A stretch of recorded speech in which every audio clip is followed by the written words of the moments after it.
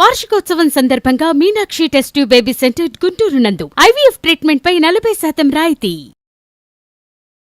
Suman TV ప్రేక్షకులకు నమస్కారం. నేను మీ అనలిస్టు మందడి కృష్ణారెడ్డిని మాట్లాడుతున్నాను.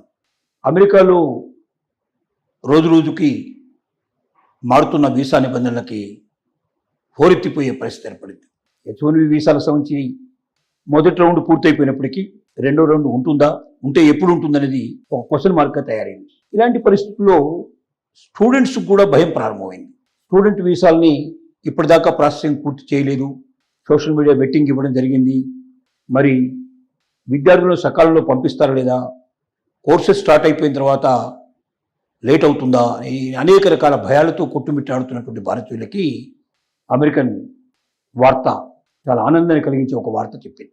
అది ఏమిటంటే, స్టూడెంట్ వీసాలని నిబంధనల ప్రకారం ప్రాసెసింగ్ అనేది స్టార్ట్ చేయబోతున్నాం. అది యాస్టిడ్గా నడుస్తుంది, దానిలో ఏమీ తేడాలు లేవు.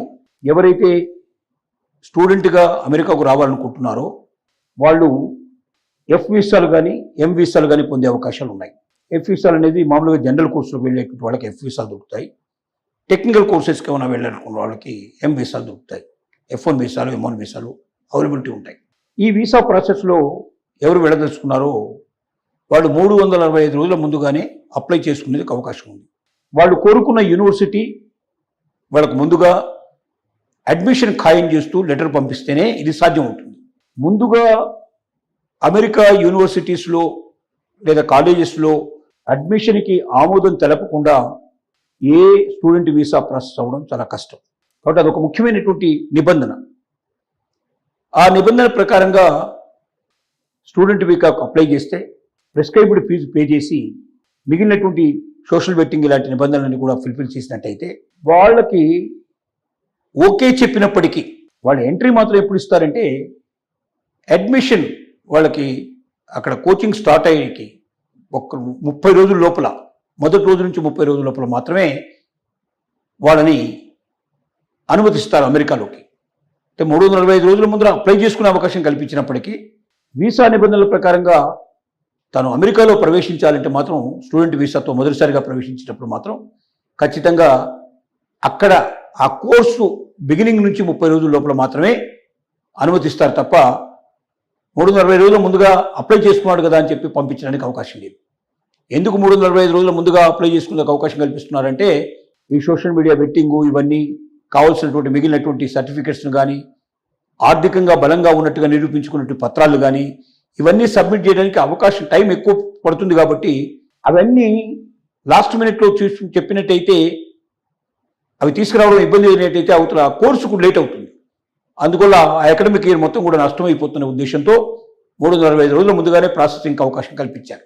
దీని లోపల ఎవరైనా స్టూడెంట్స్ అనుకోకుండా 5 నెలల పాటు అక్కడ ఎడ్యుకేషన్ కంటిన్యూ చేయలేని పరిస్థితుల్లో వెనక్కి వచ్చినట్టయితే మాత్రం తిరిగి వాళ్ళు అమెరికాకు వెళ్ళాలంటే ఖచ్చితంగా మళ్ళీ కొత్త వీసా కోసం అప్లై చేయాల్సిందే తప్ప పాత వీసాని ఒప్పుకునే అవకాశం ఉండదు.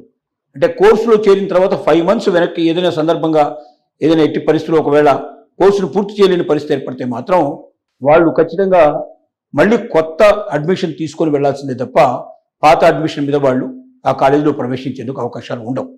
ఏది ఏమైనప్పటికీ స్టూడెంట్స్కి దీంతో పాటు ఇంకొక శుభవార్త ఏం చెప్పారంటే, 1 year మీకు one time practical optional practical training ఏదైతుందో OPT అంటాం మనం, ఆప్షనల్ ప్రాక్టికల్ ట్రైనింగ్.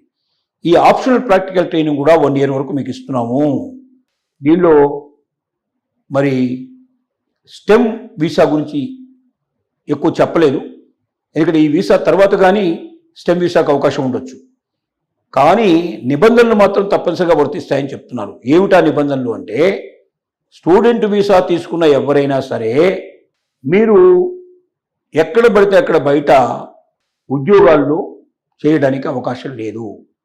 పెట్రోల్ బంకుల్లో కానీ, సూపర్ బజార్లో కానీ, లేకపోతే డెలివరీ బాయ్గా కానీ, లేక ఇంకా వేరే ఫుడ్ కోర్టులు వాటిల్లో ఇట్లా పనిచేయడానికి అవకాశం లేదు అని చెప్పి చాలా క్లియర్గా తెలియజేస్తున్నారు. అంటే ఎక్సెప్ట్ యూనివర్సిటీ ప్రిమిసెస్లో మాత్రమే ఏదైనా నిబంధనలకు లోబడి ఉండేటువంటి ఉద్యోగాలు మాత్రమే చేయడానికి అవకాశం ఉంటుంది తప్ప ప్రిమిసెస్ బయటికి వెళ్ళి ఏ ఉద్యోగాలు చేయడానికి అవకాశం లేదు. ఆ నిబంధన మాత్రం ఖచ్చితంగా వర్తిస్తుందనే విషయం చాలా స్పష్టంగా తెలియజేస్తున్నారు. కాబట్టి ఇండియన్ స్టూడెంట్స్ ఎవరైనా అమెరికాకు వెళ్ళాలనుకున్న వాళ్ళు నిబంధనలు గతంలో ఉండే నిబంధనలన్నిటికీ మేము ఒప్పుకుంటున్నాం, దాని ప్రకారం పంపిస్తున్నాం అనేటువంటి భావన కలిగేటట్టుగా వచ్చిన ఈ ప్రకటన చూసి మోసపోవద్దని మాత్రం ఖచ్చితంగా చెప్పక తప్పదు. ఎందుకంటే స్టూడెంట్ వీసా ఉన్నవారు ఎక్సెప్ట్ యూనివర్సిటీకి సంబంధించినటువంటి ఏవైనా అవకాశాలు, చిన్న చిన్న జాబ్స్ ఏమైనా అవకాశాలు ఉంటే చేసుకోవడం, లేదా ఏదైనా ఇంటెన్స్ ప్రోగ్రాంలో జాయిన్ అయ్యి దానికి సంబంధించిన కోర్సుల్లోనే ఇక్కడ జాయిన్ అయ్యి దాని నుంచి ఏదైనా అదనపు ఆదాయం వచ్చే అవకాశం ఉంటే తప్ప యూనివర్సిటీ ప్రెమిసెస్ అవతలకు వెళ్ళి తమకు ఇష్టం వచ్చినటువంటి జాబ్ చేసుకుని గతంలో లాగా స్వేచ్ఛగా ఆనందంగా స్టూడెంట్గా నేను డబ్బు సంపాదించుకుంటాను, నా ఖర్చులన్నీ ఇక్కడే నేను వెళ్ళదీసుకుంటాను, నేను నా ఫ్యామిలీ మీద ఆధారపడకుండా ఉంటాను, జాబ్ వచ్చేదాకా నేను ఇలాంటి పనులు చేసుకుంటానని మీరు అనుకుంటే మాత్రం ఖచ్చితంగా అది అగెన్స్ట్ ది రూల్స్ అవుతుంది. పట్టుబడితే వెంటనే మిమ్మల్ని శిక్షలు ఖరారవుతాయి, వీసా శాశ్వతంగా తొలగించబడుతుంది, నేరస్తుగా కూడా మీరు అక్కడ శిక్ష అనుభవించాల్సి వస్తుంది. ఆ తర్వాత వెంటనే దేశానికి వెళ్ళిపోవచ్చు తప్ప అక్కడ ఉండడానికి ఏమాత్రం కూడా అవకాశం లేదు. అంటే ఒకవైపున స్టూడెంట్ వీసాని H1B వీసాలతో సంబంధం లేకుండా, మిగతా వీసాలతో సంబంధం లేకుండా స్టూడెంట్ వీసాలని వేగతరంగా చేస్తామని చెప్తున్నారు. ఎందుకు చెప్తున్నారంటే అక్కడ యూనివర్సిటీస్ లోపల భారతదేశం వచ్చినటువంటి స్టూడెంట్స్ యొక్క సంఖ్య గణనీయంగా ఉంటుంది. ఒకవేళ ఇండియన్ స్టూడెంట్స్ లేకపోతే కొన్ని యూనివర్సిటీస్, కొన్ని కాలేజీలు మూతపడే పరిస్థితులు కూడా ఉన్నాయని చెప్పినా కూడా అతిశయోక్తి కాదేమో అనిపిస్తుంది. కాబట్టి అక్కడ ఉన్నటువంటి యూనివర్సిటీస్, కాలేజీల యొక్క ఒత్తిడి అమెరికా ప్రభుత్వం మీద విపరీతంగా ఉంది. అమెరికా ప్రభుత్వం ఈ ఒత్తిడిని భరించలేక వేగతరం చేయడానికి, స్టూడెంట్ యొక్క వీసాని వేగతరం చేయడానికి ముందుకు వచ్చింది. వచ్చినంత మాత్రంలో సోషల్ బెట్టింగ్ను మాత్రం వదిలిపెట్టడం లేదు. సోషల్ బెట్టింగ్ ద్వారా మీరు అమెరికాకు వ్యతిరేకంగా ఎక్కడైనా ఏదైనా మాట్లాడారా, లేదా పోస్ట్ ఏదైనా మీరు ఎవరికైనా ఫార్వర్డ్ చేశారా, లేదా దాని మీద ఏదైనా వ్యాఖ్యానం చేశారా, ఏదైనా జరిగిందా అనేది చూస్తున్నారు. అమెరికా కానీ అమెరికా మిత్ర దేశాల మీద కానీ అలాంటి పోస్టింగ్లు ఎవరు ఉంటే అది ఎగనిస్ట్ అవుతుంది అమెరికాకు అని చెప్పమాట ఒకటి. కానీ ఇవన్నీ కూడా బయటికి చెప్పేటువంటి కథలు మాత్రమే. అమెరికా మీ సోషల్ మీటింగ్లో వాడు వెతకబోయేది ఏమిటి అంటే మీ ఆర్థిక పరిస్థితులు, ఆర్థిక మూలాలు ఎలా ఉన్నాయి, మీరు అమెరికా మీద ఆధారపడి అమెరికాలో సంపాదించి భారతదేశానికి పంపించాలనుకుంటున్నారా, లేక అమెరికాలో మీరు భారతదేశం మీద ఆధారపడకుండా, అంటే మీ ఇంటి దగ్గర నుంచి మీరు తెచ్చుకొని అమెరికా మీద ఆధారపడకుండా మీరు బతికి మీ ఎడ్యుకేషన్ పూర్తి చేసుకొని మీరు తిరిగి మీ దేశానికి మీరు వెళ్ళిపోయగలిగే క్యాపబిలిటీలో మీరు ఉన్నారా, మీ ఆలోచనలు ఎలా ఉన్నాయి, సోషల్ నెట్టింగ్ ద్వారా మీరు ఎవరెవరితో మీరు మాట్లాడారు, మీరు ఈ విషయాల గురించి అనేక డెఫినెట్గా పంచుకొని ఉంటారు.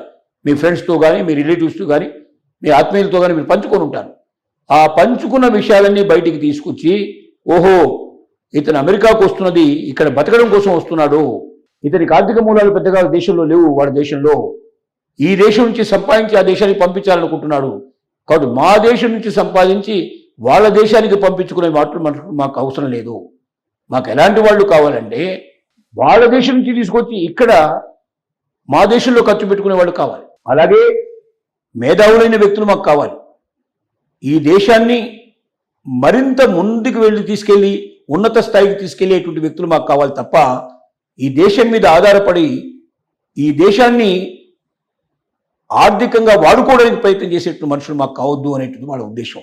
సోషల్ బెట్టింగ్ వెనక ఉన్నటువంటి రాష్ట్రం ఇదే.